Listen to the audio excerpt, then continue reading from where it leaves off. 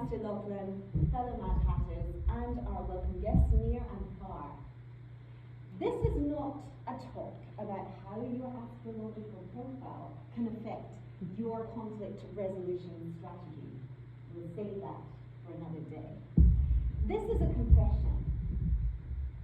This is a confession that my Libra rising has made conflict resolution my toxic trait for multiple decades of my life.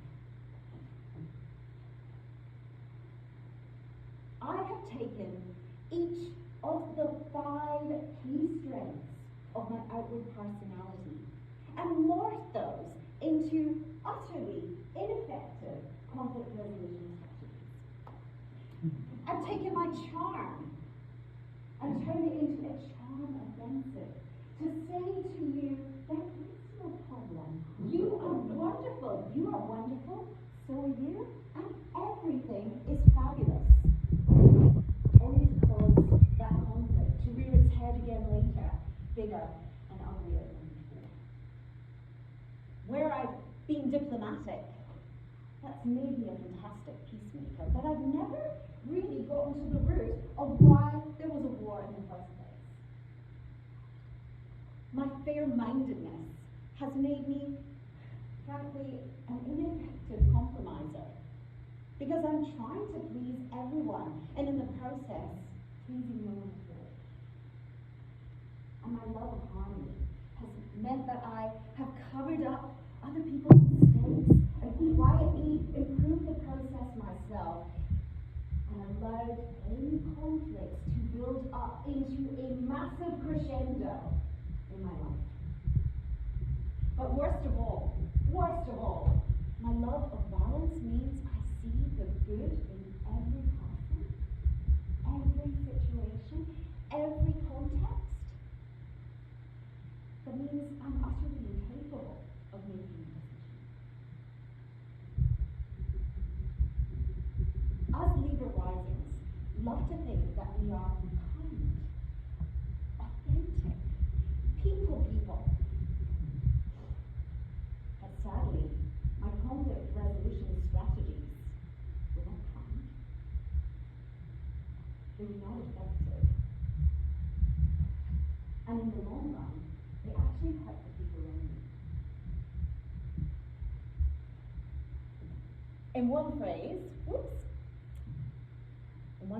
we could sum up my entire conflict resolution strategy of my 20s, much of my 30s, and sometimes now, is head in the sand. I challenge you to look at your conflict strategies. Some of you might be aggressive, taking it head on. Some of you might be like me, with your head in the sand, keen to avoid any kind of trouble. Some of you take a far direction. Something a little different, something unique, something more effective. But whatever you do, I urge you to look closely at how it affects the relationships in your life. I knew something had to change. I'm a Libra rising. I can't change myself. I had to change my attitude to conflict. Not something to avoid and bury my head wrong, but something to celebrate. Conflict means someone is feeling a bit zealous about a value they have or an opinion. Someone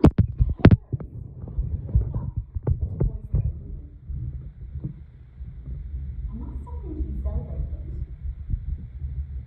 So, I reflected upon the ills of my natural disposition and come up with a 4-step super niche guide for Dana and myself to conflict resolution. Step 1. Listen. Listen with curiosity. Don't listen so you can come back with a great little sentence when someone stops talking. Don't listen to take mental notes about how you're going to knock them down in their argument. Listen. And if you get step 1 right, I guarantee thank goodness for believers out there, that this conflict is 90% likely to disappear. But if it doesn't, I urge you to come to step two. And step two is where we look for common ground. And when you really listen, you can find that. You can find what you both value, what would go